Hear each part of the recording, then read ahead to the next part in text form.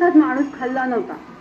त्याला वाटलं या म्हातारी समोर उभं राहून नुसतं ओरडलं तरी म्हातारी घाबरून मरून जाईल.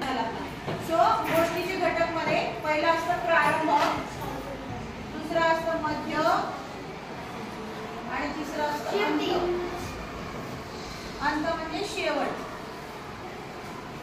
सो प्रारंभ म्हणजे गोष्टीची सुरुवात. गोष्टीची सुरुवात लिहिताना आपण गोष्टीमध्ये जे पात्र आहेत आणि जे स्थळ आहे यांचं वर्णन लिहितो. मग आता आपण चलरे मोकळ्या पुण्याची गोष्ट पाहिली. याच्यामध्ये कोण कोण पात्र होतं कोण सांगेल? कार्तिक. म्हातारी होती. आणखी कोण होतं? म्हातारीची लेक होती. आणखी वाघ होता आणि लांडगा होता. नंतर याच्यामध्ये वेगवेगळी स्थळं पण आली होती. कोणतं स्थळ आलं होतं? स्थळ म्हणजे ठिकाण. जंगल होतं. आणखी जंगल होतं. आणखी लेकीचं घर होतं. आणखी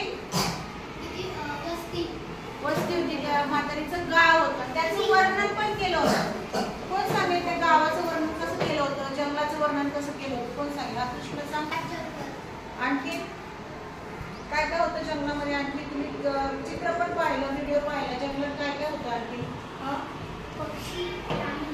पक्षी होते, प्राणी होते. आणखी आणखी काय काय असतं जंगलामध्ये? काय त्याला जंगल म्हणतात? झाड. झाडं कशी होती?